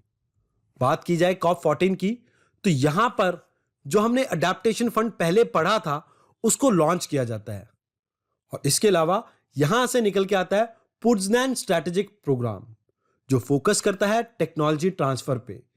यहां पर डेवलप्ड कंट्रीज ये कहती हैं कि हम इंश्योर करेंगे जो लेटेस्ट और एडवांस टेक्नोलॉजी है वो ट्रांसफर कर सकें हम डेवलपिंग कंट्रीज में। आइए अब समझते हैं कॉप 15 में क्या इंपॉर्टेंट है।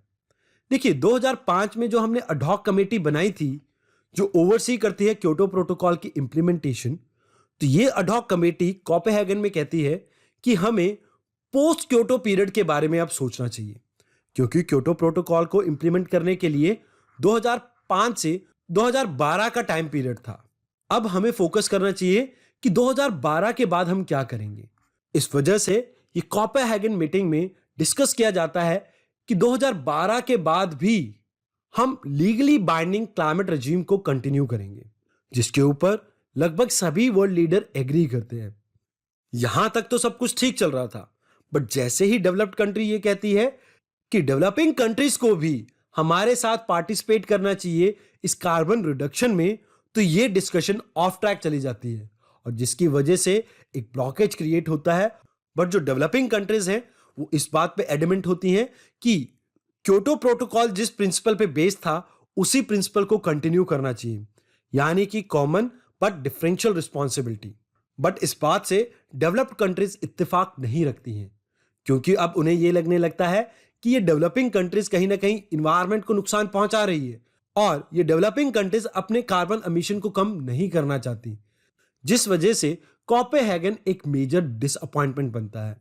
बट कॉप 16 एक नई उम्मीद की किरण लेके आई, जब आपके वर्ल्ड लीडर एग्री करते हैं कैनकन अडेप्टेशन फ्रेमवर्क। इस फ्रेमवर्क में हम सेकंड कमिटमेंट पीरियड के बारे में बात करते हैं क्योटो प्रोटोकॉल की।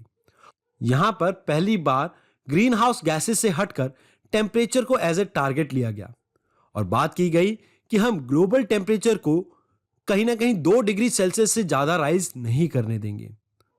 उसके अलावा इस समिट में हमने ग्रीन क्लाइमेट फंड फॉर्म किया। अब ये ग्रीन क्लाइमेट फंड में आपके डेवलप्ड कंट्रीज पैसे कंट्रीब्यूट करेंगे। बात की जाए इस ग्रीन क्लाइमेट फंड की, तो ये 2011 से ऑपरेशनलाइज है, और ये फंड जो कॉन्फ्रेंस ऑफ पार्टी है उसको अकाउंटेबल है। साथ के साथ ये जो कॉप है यानी कॉन्फ्रेंस ऑफ पार्टी, ये डिसाइड करती है इस फंड की पॉलिसी, प्रोग्राम की प्रायोरिटीज, और साथ के साथ क्या एलिजिबल क्राइटेरिया रहेंगे फंडिंग के, ये भी ये कॉप ही डिसाइड करता है। अब बात करते हैं कॉप 17 की। जैसा कि आप सभी जानते हैं कि क्योटो प्रोटोकॉल 1997 में आया था, और इसकी इंप्लीमेंटेशन स्टार्ट हुई थी 2005 में। इसका फर्स्ट फेज एंड होता है 2012 में। उसके बाद इसका सेकेंड फेज स्टार्ट होता है जो 2012 से शुरू होके 2020 तक जाता है। अब जैसे ही ये सेकेंड फेज खत्म होगा, इसके बाद वर्ल्ड का क्या एक्शन रहना चाहिए, उसके लिए इस मीटिंग में पहली बार बात की गई थी। यानी कि जो आपका पेरिस एग्रीमेंट है, उसकी नींव इसी समिट में रखी गई थी। तो यहां पर वर्ल्ड लीडर्स ये डिसाइड करते हैं कि हमें कोई भी गैप नहीं छोड़ना चाहिए क्योटो प्रोटोकॉल और नेक्स्ट लीगल क्लाइमेट रजीम में। मतलब कि 2020 के बाद इमीडिएटली हमें नेक्स्ट क्लाइमेट रजीम को स्टार्ट कर देना चाहिए। उसके अलावा यहां पर पहली बार तीसरे पिलर को ऐड किया गया, जो था आपका लॉस एंड डैमेज। जैसा कि आप सभी जानते हैं कि क्लाइमेट चेंज में दो मेजर पिलर थे अभी तक, एक मिटिगेशन और एक अडेप्टेशन। अब यहां पर तीसरे पिलर को भी ऐड किया गया, that is loss and damage.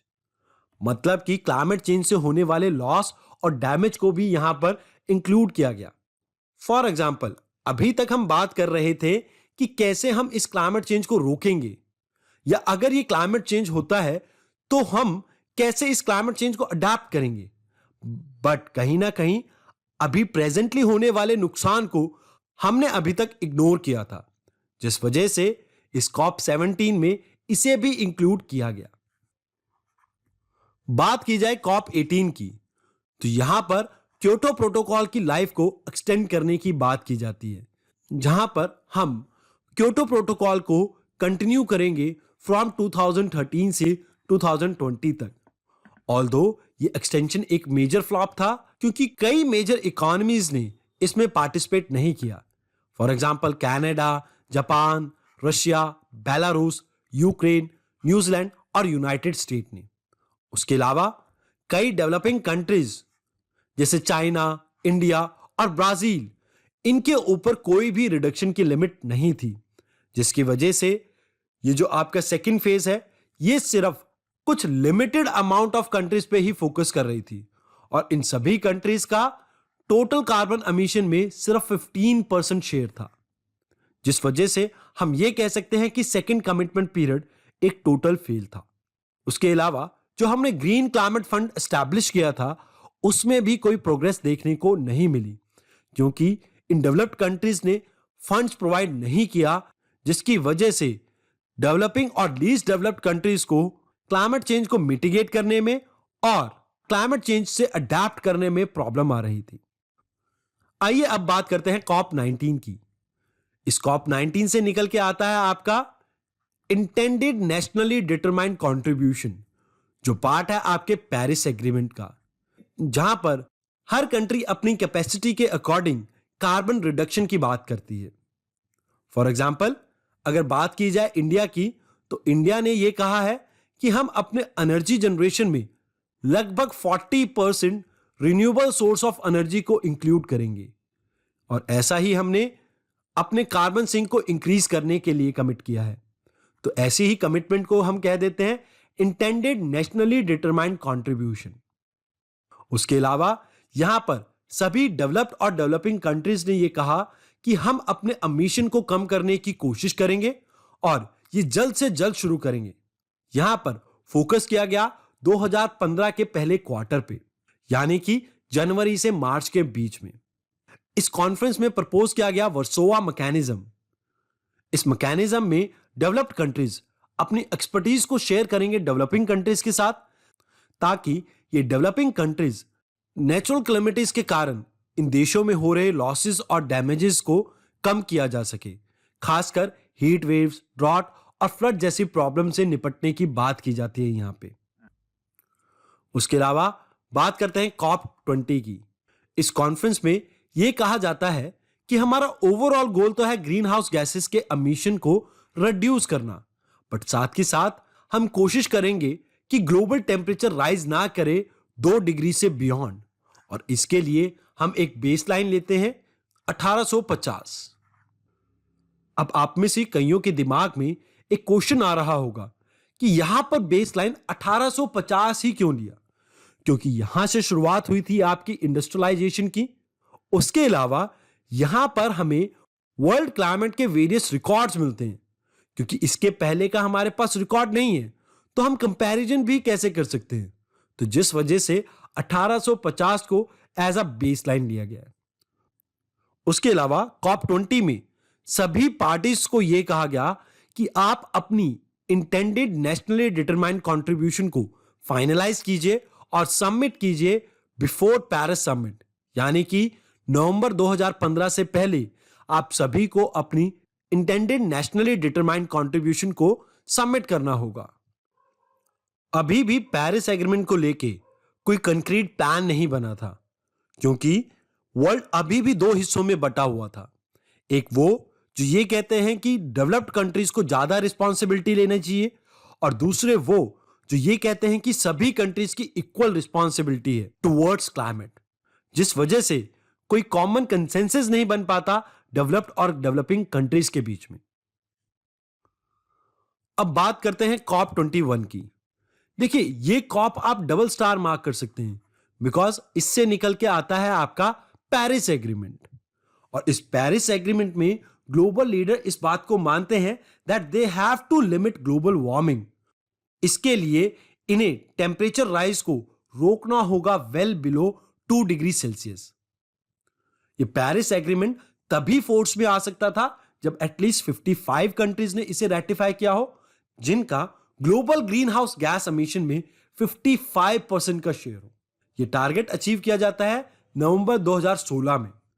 अभी फिलहाल पेरिस एग्रीमेंट में लगभग 195 कंट्रीज पार्टिसिपेट कर रही हैं, और इनमें से 180 प्लस कंट्रीज ने इसे रेटिफाई कर दिया है। इंडिया ने इस पेरिस एग्रीमेंट को साइन किया था 2016 में, और सेम ईयर में इंडिया ने इसे रेटिफाई भी कर दिया था। फर्दर बात करें कॉप 21 की, तो आपने ये याद रखना है जो अडॉप्टेड वर्जन है पेरिस एग्रीमेंट का, वहां पर यह कहा गया है कि हम परस्यू करेंगे कि जो ग्लोबल टेम्परेचर राइज है उसे इंक्रीज ना होने दिया जाए 1.5 डिग्री सेल्सियस से ज्यादा। उसके अलावा यहां पर यह भी कहा गया है कि हम net zero anthropogenic greenhouse emission को अचीव करेंगे by the second half of 21st century. But कई साइंटिस्ट का यह मानना है जो आप ग्रीन हाउस एमिशन को 2050 या उसके बाद जीरो करने की बात कर रहे हैं, इसको आपको अचीव करना पड़ेगा एज सुन एज 2030 या मैक्सिमम 2050 तक, तभी आप ग्लोबल टेम्परेचर इंक्रीज को बिलो 1.5 डिग्री सेल्सियस रख पाएंगे। उसके अलावा पेरिस एग्रीमेंट में जो डेवलप्ड कंट्रीज थी वो फिर से कमिट करते हैं कि वो हर साल लगभग $100 बिलियन प्रोवाइड करेंगे डेवलपिंग कंट्रीज को, और ये शुरुआत होगी 2020 से, और ये पैसा ये लगभग 2025 तक प्रोवाइड करते रहेंगे। बट कहीं ना कहीं ये पैसा आएगा कहां से, कौन कंट्री कितना कंट्रीब्यूट करेगी, इस चीज के ऊपर कुछ भी फाइनलाइज नहीं किया गया, जिसकी वजह से आज भी ये फंड्स प्रोवाइड नहीं किए जा रहे डेवलपिंग कंट्रीज को। उसके बाद बात की जाए कॉप 22 की, तो यहां पर ये पेरिस एग्रीमेंट के बाद पहली मीटिंग है, इसलिए इसे कहते हैं CMA1। जैसे कि पोस्ट क्योटो प्रोटोकॉल पहली मीटिंग का काम क्या था कि एक रूल बुक और प्लान बनाने का, तो सेम यहां पर भी कंट्रीज इकट्ठा होती हैं और वो डिस्कस करती हैं कि कैसे वो इंप्लीमेंट करेंगी क्लाइमेट चेंज की अपनी पॉलिसीज। यहां पर यह दिखाने की कोशिश की जाती है कि पेरिस एग्रीमेंट अब इंप्लीमेंटेशन के फेज में है। इस कॉप 22 से निकल के आता है आपका अडेप्टेशन ऑफ अफ्रीकन एग्रीकल्चर, जो कि लॉन्च किया गया था इसी कॉप में, जिसे प्रमोट किया था फाओ ने along with the various government, specially जो अफ्रीका से बिलोंग करती हैं। अब जिनको नहीं पता फाओ क्या है, तो फाओ है आपकी फूड एंड एग्रीकल्चर ऑर्गेनाइजेशन, जिसका काम है प्रमोशन ऑफ एग्रीकल्चर। उसके अलावा इस कॉप को एक्शन कॉप भी कहा जाता है, बिकॉज यहां से पेरिस एग्रीमेंट की इंप्लीमेंटेशन शुरू होती है। साथ के साथ इस कॉप को कई बार एग्रीकल्चर कॉप भी कहा जाता है, बिकॉज इससे निकल के आता है आपका अडेप्टेशन ऑफ अफ्रीकन एग्रीकल्चर। यही सब कुछ आपको जानना इंपॉर्टेंट है इस कॉप 22 के लिए। आइए अब बात करते हैं कॉप 23 की। यहां पर हम माइनर डिटेल्स में जाते हैं पेरिस एग्रीमेंट की, कि कैसे ये पेरिस एग्रीमेंट वर्क करेगा 2020 ऑनवर्ड। इस कॉप के बारे में आपको दो चीजें याद रखनी है। यह पहली बार था जब किसी स्मॉल आइलैंड नेशन ने कॉप मीटिंग को होस्ट किया हो, और इसे होस्ट किया था फिजी ने। ऑल्दो ये जो आपकी कॉप मीटिंग है बॉन जर्मनी में हुई थी, बट इसको होस्ट कर रही थी फिजी। तो ये एक चीज आपको स्टेट सर्विसेज में हेल्प कर सकती है।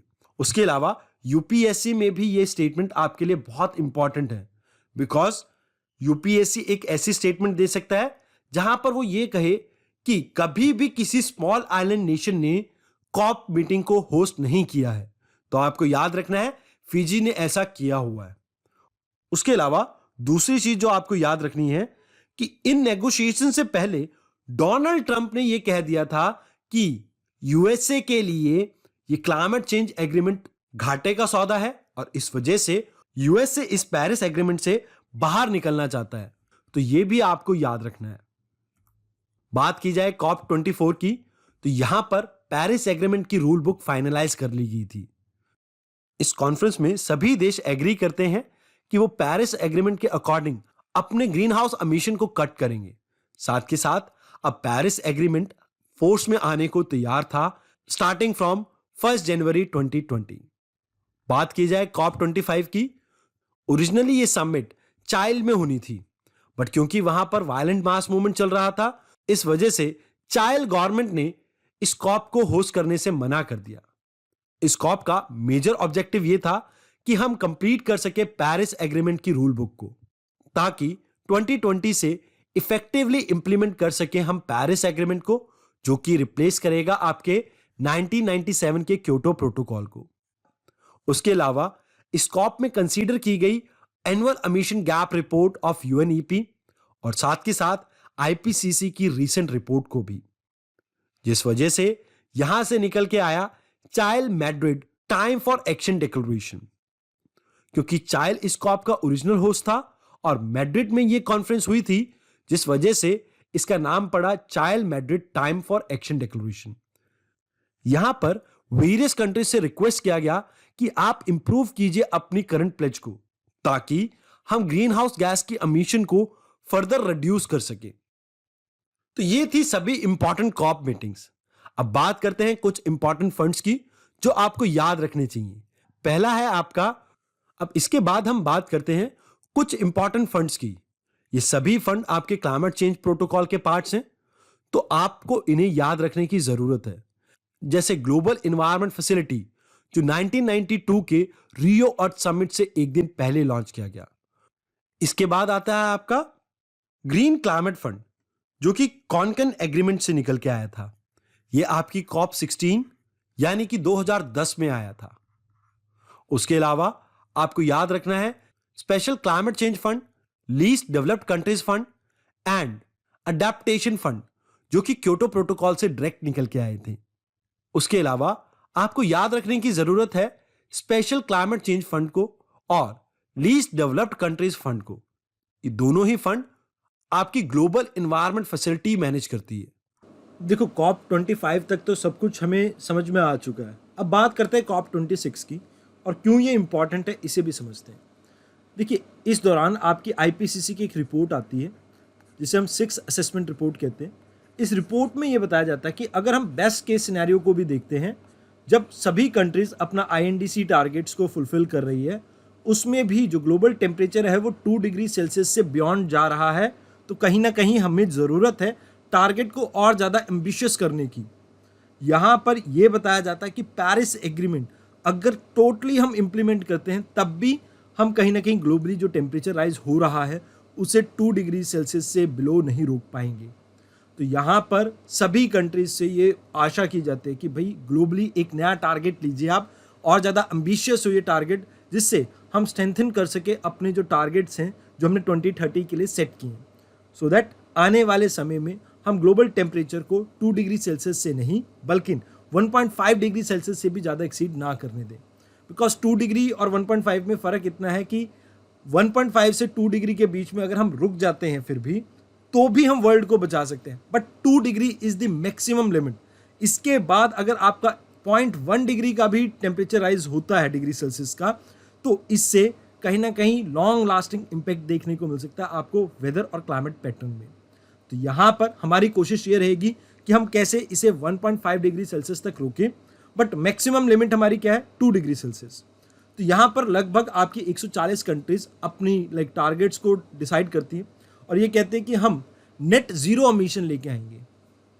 अब ये नेट जीरो एमिशन क्या होता है? अब एक नेट जीरो होता है, एक नेट जीरो कार्बन एमिशन होता है। देखिए, दो केस सिनेरियो है यहाँ पे। एक बात समझिए आप, जब मैं कार्बन डाइऑक्साइड या कार्बन को बिल्कुल भी प्रोड्यूस नहीं कर रहा हूं, that is net zero carbon. अब अगर मैं कहता हूं जीरो कार्बन एमिशन, अगर अब मैं कहता हूं कि भैया मैं बैलेंस आउट करता हूं कि जितना मेरा एमिशन है उतना ही मैं कार्बन को सिक्वेंस्टेट कर दूं, यानी उतना ही मैं कार्बन को अब्सॉर्ब कर लूं, तो ये है नेट जीरो। तो यहां पर नेट जीरो का कॉन्सेप्ट जो सेकंड केस देख रहे हैं आप, जिसमें हम कह रहे हैं कि जितना एमिशन होगा उतना ही हम एमिशन को अब्सॉर्ब कर लें, उसको हम अचीव करने की बात करते हैं 2030 तक। मतलब most of the countries they are talking about this. मतलब हर एक की टाइमलाइन अलग अलग है, बट कहीं ना कहीं वो टारगेट सिलेक्ट किया गया है 140 कंट्री द्वारा। अब यहाँ पर एक मज़ेदार चीज़ ये है कि जो डेवलपिंग कंट्रीज हैं, इन्होंने शब्दों के साथ हेरफेर कर दी। इन्होंने कहा कि भैया हम एमिशन रिड्यूस नहीं करेंगे, हम एमिशन इंटेंसिटी को रिड्यूस करेंगे। अब ये मैं कहूँगा कहीं ना कहीं एक हॉक्सा है या ब्लफ है। कैसे? देखिए, मान लीजिए अभी मैं 100 यूनिट कार्बन डाइऑक्साइड की रिलीज़ कर रहा हूँ। अगर मैं इसको रिड्यूस करता हूँ एमिशन को अपने को, तो यहाँ पर मान लीजिए मैं 50% से रिड्यूस करता हूँ तो मेरी 50 यूनिट हो जाएगी। अब यहाँ पर डेवलपिंग कंट्रीज क्या कहते हैं कि हम एमिशन इंटेंसिटी को कम करेंगे। मतलब क्या है यहाँ पे? मान लीजिए मेरी 1 ट्रिलियन इकॉनमी थी। अब 1 ट्रिलियन इकॉनमी में अगर मेरे को इसको बनाने में 1000 यूनिट कार्बन के लगते हैं, अब इसमें मैंने ये कह दिया कि भैया मैं एमिशन इंटेंसिटी 35 से 40% तक कम कर दूंगा। तो यहाँ पर मेरे कहने का मतलब है, मान लीजिए 1 यूनिट अगर मैं ऐड करता हूँ अपनी जीडीपी में, उसमें जितना एमिशन लेवल है मेरा, उसको मैं रिड्यूस करूँगा। मीन्स मान लीजिए 1 यूनिट जीडीपी को जनरेट करने के लिए आपको 10 यूनिट लग रहे थे कार्बन डाइऑक्साइड के, तो इस 10 को मैं घटा के 3-4% से, मतलब 3-4 यूनिट से इसे मैं 7-8 पे ले आऊँगा। ये असल कहना है आपकी डेवलपिंग कंट्रीज का, और इंडिया ने भी ऐसा ही कुछ कहा है। ऑल्दो दोनों में थोड़ा ही फर्क है, बट स्टिल क्लाइमेट चेंज की बात करें तो ये फर्क बहुत बड़ा लगता है। अब इसी कॉप में से निकल के आता है आपका ग्लासगो ब्रेक थ्रू एजेंडा। अब ये एजेंडा क्या है? यहाँ पर ये कहा जाता है कि जितनी भी आपकी डेवलप कंट्रीज हैं, डेवलपिंग कंट्रीज हैं, या जितनी भी कंट्रीज हैं वर्ल्ड ओवर, वो आपस में कॉपरेट करेंगे ताकि और तेज़ी से हम डेवलपमेंट कर सके और डिप्लॉयमेंट कर सके क्लीन टेक्नोलॉजी का, जिससे हम सस्टेनेबल सोल्यूशन ढूंढ सकें क्लीन पावर के लिए, रोड ट्रांसपोर्टेशन के लिए, स्टील इंडस्ट्रीज़ के लिए और हाइड्रोजन के लिए। अब आप सभी को पता होगा अलग अलग टाइप की आपकी हाइड्रोजन होती है, जैसे ब्लैक हाइड्रोजन, जिसको प्रोड्यूस करने के लिए हम फॉसिल फ्यूल का ही यूज़ कर रहे हैं और उसके एमिशन को हम एटमॉस्फेयर में छोड़ देते हैं।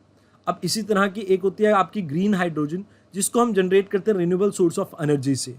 तो यहाँ पर हम फोकस कर रहे हैं कि कैसे हम हाइड्रोजन में ग्रीन हाइड्रोजन की प्रोडक्शन को इंक्रीज कर सके, सो दैट एक वायबल फ्यूचर के लिए, एक वायबल सोल्यूशन के तौर पे हम उसे प्रोजेक्ट कर सकें। अब यहाँ से कोल की कंजम्पशन को फेज डाउन करने की बात की जाती है इसी COP26 में, जहाँ पर यूरोपियन कंट्रीज ये कहते हैं कि जो कोल का यूटिलाइजेशन है डेवलपिंग कंट्रीज में, उसे कम करने की ज़रूरत है। और क्योंकि कोल बहुत डर्टी है, डर्टी इन द सेंस कि इन्वायरमेंट को पोल्यूट भी करता है और ग्लोबल वार्मिंग के लिए भी रिस्पॉन्सिबल है, तो यहाँ पर हमें कोशिश ये करनी चाहिए कि कैसे हम इसके यूज़ को कम कर सकें। अब डेवलपिंग कंट्रीज तो ये कह रही थी कि एकदम से सब बंद कर दीजिए, बट इंडिया ने इसके लिए मिडल पाथ बताया, जहाँ पर ये कहा जाता है कि भैया आप फेज डाउन एक क्लॉज ले आइए, यहाँ इस दौरान हम इस तरह से इसको फेज डाउन करेंगे, इतनी रिडक्शन लेके आनी है हर कंट्री ने अपने कोल कंजम्पशन में, उस बेसिस पे हम इसे फेज डाउन कर देते हैं। क्योंकि एकदम से फेज डाउन करना तो हम डेवलपिंग कंट्रीज के लिए भी फिजिबल नहीं है, क्योंकि हमारे पास इतने ज़्यादा फंड्स नहीं होते। अब हाल फिलहाल के ग्लासगो के टारगेट्स की बात करें और इसमें बेस्ट केस सिनेरियो की बात की जाए, तो एक आपकी क्लाइमेट एक्शन ट्रैकर है, जिन्होंने ये कहा, ये एक इंडिपेंडेंट ऑर्गेनाइजेशन है, इन्होंने ये सजेस्ट किया कि अगर हम इन डिक्लेयर टारगेट्स को अचीव करते हैं, फुल्ली अचीव करते हैं, तब भी जो ग्लोबल टेम्परेचर है वो अराउंड 1.8 डिग्री सेल्सियस से राइज करेगा। मतलब ग्लासगो से भी अभी भी हम जो 1.5 का टारगेट लेके चल रहे थे उसे तो नहीं अचीव कर रहे हैं, बट यस मैक्सिमम जो लिमिट हमने तय करी है उसको हम ब्रीच नहीं कर रहे हैं। अब इंडियन सिनेरियो की बात की जाए तो इंडिया ने 5 टारगेट लॉन्च किए, जिसे पंचामृत कहा जाता है। पहला टारगेट है नॉन फॉसिल फ्यूल के यूजेस का। अब नॉन फॉसिल फ्यूल में हम ये कह रहे हैं कि सिर्फ सोलर एनर्जी के ऊपर हमारी डिपेंडेंस नहीं है, हम विंड एनर्जी, बायोफ्यूल्स, उन सभी चीज़ों को यूज़ करेंगे जिससे हम एनर्जी जनरेट कर सकें और जो रिन्यूएबल हो। यहाँ पर हमारी कोशिश ये रहेगी कि आने वाले समय में हमारी ये कैपेसिटी इंक्रीज करके, इन्हांस करके हम 500 गीगावाट तक ले जाएं और ये टारगेट 2030 तक हम अचीव करेंगे। पहले ये टारगेट पेरिस एग्रीमेंट में मैंने आपको बताया था 450 गीगावाट के आसपास हुआ करता था। अब जो हमारी non renewable source of energy है, अभी के टाइम पे उसकी डोमिनेशन ज़्यादा देखने को मिलती है हमारे एनर्जी नीड को फुलफिल करने के लिए। जैसे आपको पता होगा इंडिया में 50 to 60% जितनी भी हम एनर्जी जनरेट करते हैं वो कोल से करते हैं, बट आने वाले समय में इसे घटाकर हम 50% रिन्यूएबल सोर्स ऑफ एनर्जी से अपनी एनर्जी रिक्वायरमेंट को फुलफिल करना चाहते हैं। तो कहीं ना कहीं ये पेरिस एग्रीमेंट से हमने और ज़्यादा बढ़ा दी है। इसके अलावा हमने रिड्यूस करने की बात की है कार्बन इंटेंसिटी को भी। पहले हमने 33 से 35% की बात की थी पेरिस एग्रीमेंट में, अब इसे बढ़ाकर हमने 45% कर दिया 2005 के लेवल से, और इसे भी हम 2030 तक अचीव करेंगे। यानी कार्बन इंटेंसिटी, जितना कार्बन हम यूज़ कर रहे थे जीडीपी की जनरेशन में, उसको कहीं ना कहीं हम कम करने की कोशिश करेंगे। एंड नेट जीरो अचीव करने की बात की गई है हमारे द्वारा 2070 तक। इसके अलावा पांचवा टारगेट हमारा यह है कि जो हमारा कार्बन एमिशन है इसे हम 1 बिलियन टन से कम करेंगे बाय 2030। वैसे तो ये टारगेट आपको देखने में बहुत एम्बिशियस लग रहे होंगे, बट एक बात बता देता हूँ, वर्ल्ड में इंडिया इकलौती ऐसी कंट्री है या वन ऑफ द कंट्री है जो अभी भी ऑन ट्रैक है अपने सभी टारगेट को अचीव करने में। ग्लोबली अगर बात करें, यूएसए, चाइना, रशिया, कोई भी कंट्री अभी भी ट्रैक पे नहीं है अपने टारगेट्स को अचीव करने के लिए। ऐसा मैं नहीं कह रहा हूँ, ऐसा कहा गया है। एक रिपोर्ट पब्लिश हुई थी सस्टेनेबल डेवलपमेंट गोल्स के रिगार्डिंग, जहाँ पर यह कहा था कि इंडिया इकलौती ऐसी कंट्री है जो SDG 13 यानी कि क्लाइमेट चेंज पे बहुत अच्छे से एफर्ट कर रही है। तो कहीं ना कहीं आप इन सभी कॉप्स को याद रखना, आपके एग्जाम के लिए इंपॉर्टेंट होगी। अब यहाँ पर हमारी डिस्कशन खत्म होती है सभी कॉप मीटिंग के ऊपर। अब एक कॉप मीटिंग आपके अगले एग्जाम से पहले आने वाली है, COP 27, जो कि इजिप्ट में होने वाली है। उसमें से जो भी इंपॉर्टेंट पॉइंट्स निकल के आए, ये ज़रूरी है आपके लिए कि आप उस रिपोर्ट के जो भी इंपॉर्टेंट पॉइंटर्स हो इस कॉप मीटिंग के अंदर ऐड कर लेना। वो आपके लिए काफ़ी फायदेमंद रहेंगे आने वाले प्रीलिम्स के लिए।